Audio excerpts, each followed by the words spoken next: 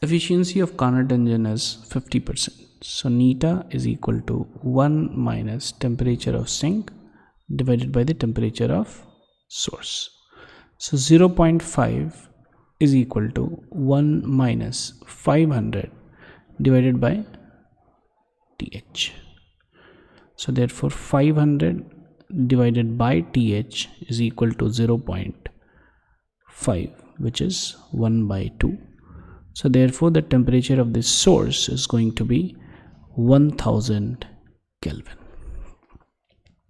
If the temperature of the source is kept constant and the efficiency is raised to 60%, so therefore 0.6 is equal to 1 minus TL divided by TH, which is 1000 Kelvin.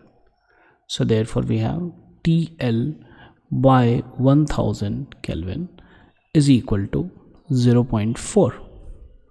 So therefore the temperature of the sink is going to be 0.4 into 1000, which is 400 Kelvin. Okay, so then the required temperature of the sink is going to be 400 Kelvin. Thank you.